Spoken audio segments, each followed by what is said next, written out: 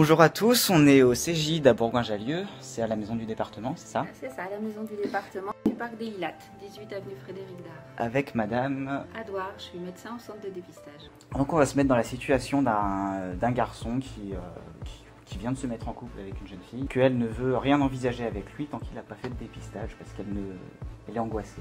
Elle est elle a angoissée peur, sur ses maladies. et lui, voilà, elle a un peu peur qu'il soit un peu volage, qu'il ait eu beaucoup d'expérience avant et que du coup, potentiellement, il traite quelque chose puisqu'il ne s'est jamais fait dépister. Il n'a jamais fait de Il dépistage. n'en avait jamais entendu parler et voilà, c'est un peu elle qui le force à venir. Ok. Et elle a raison. Et depuis qu'ils sont ensemble, est-ce qu'elle en a fait un de Oui. son côté? Oui, elle Voilà. a fait les est déjà démarches de son dépistée, côté.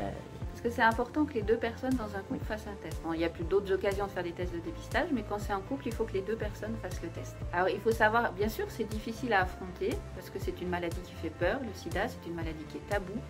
Mais vraiment, aujourd'hui, il y a des progrès médicaux tels que ça vaut vraiment le coup, entre guillemets, de faire ce test, puisque si on a la malchance de l'avoir attrapé, avec un traitement, on ne sera jamais malade, et avec un traitement, on ne transmet pas aux partenaires. Donc on peut vivre une vie normale sur ce plan-là, on peut avoir des enfants, on peut se projeter dans l'avenir, on peut travailler normalement. Alors que si on ne fait pas le test, on ne va pas savoir qu'on a le VIH. Et les années vont passer, pendant ces années, le virus il détruit le système immunitaire, et un jour on tombera malade, et le pronostic est moins bon pour la personne qui est dépistée trop tard. Et puis pendant ces années où le virus fait son travail et qu'on n'est pas au courant, si on ne protège pas ses relations, on peut le transmettre à d'autres. Et c'est ça qui est problématique en fait en France, c'est que trop de personnes ne savent pas qu'elles sont séropositives et perdent des chances pour elles et pour leurs partenaires. Donc il n'y a pas que des pratiques sexuelles et il n'y a pas que la pénétration qui est considérée comme une prise de risque pour le VIH. Alors pour le VIH, il n'y a pas que la sexualité, mais dans 98% des cas, en tout cas dans nos pays, c'est la sexualité.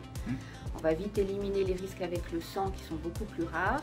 Ça correspond à l'injection de drogue si on partage du matériel avec d'autres personnes qui auraient le VIH.